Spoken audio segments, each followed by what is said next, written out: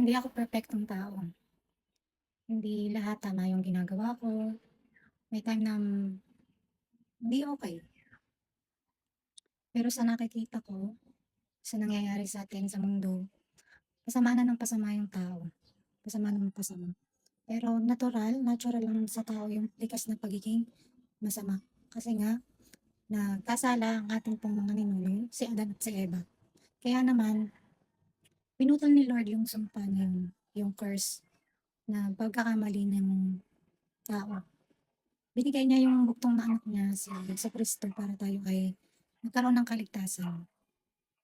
So sabi nga sa Bible, yung mga ginawa natin, ito man ay mabuti o masama, yun po ay hindi po nabibilang as points kay Lord.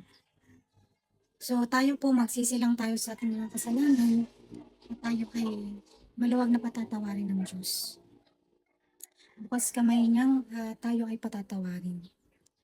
So sabi niya, yung mabubuting gawa ay isang maruming basahan lamang sa paningin ng Diyos. So ano ba yung paraan para tayo po ay kalugdan ng Diyos? Although tayo po ay makasalanan, ano ba yung way?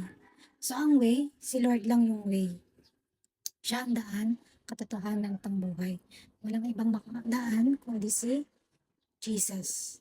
Kaya kung ikaw nagkakamali ka, nagkakasala, humingi ka lang ng tawad kay Lord.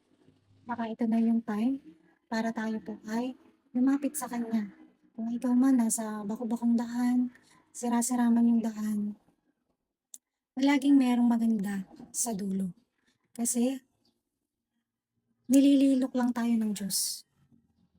Kung hanggang saan ba tayo, yung ating mga ginagawa, yung ating tiwala sa Kanya. Kaya kung ikaw nanonood, meron kang pinagdaraanan, siya lang yung solusyon, siya lang yung sagot. Kasi sa tao maaaring mabigo ka. Kasi sa sitwasyon sa mundong ito maaaring mabigo ka. Pero si Lord, siya lang yung way. Let Him be your way. Kapag siya yung inuna mo, siya yung naging daan mo, magaan yung mundo, magaan yung daan mo. Ang tamang solusyon, mag-repent ka, humingi ka ng tawad. Hayaan mong ipag-pray kita ngayon. Ikaw na nanonood, sandali yung oras mo ngayon, ibigay mo sa Kanya. Tara, samahan mo akong mag-pray. Amang Diyos, dakila at banal sa lahat, kami po ay narito para po dumulong sa iyong presensya. Lord, pinagpipray ko po ang taong nanonood na ito. Lord, alam niyo po yung buhay niya. Ikaw po yung nakakakita ng lahat. Nawa po, Lord, yung mabibigat na nararamdaman niya, siyang pag-aanin, Lord. Yakapin niyo po siya ng iyong mapagpalang kamay. Alam ko po, Lord, na marunong kang magpatawad.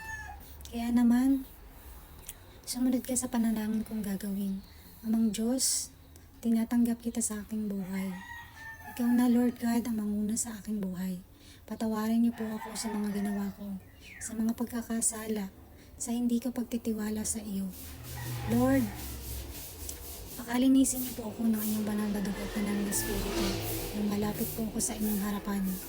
Kaya naman, Lord, isulat mo ang pangalan ko sa buklat ng buhay sa langit at huwag mo nang hayaang mabura mula ngayon. Father God, in Jesus' name, patawarin niyo po ako sa aking mga kasalanan.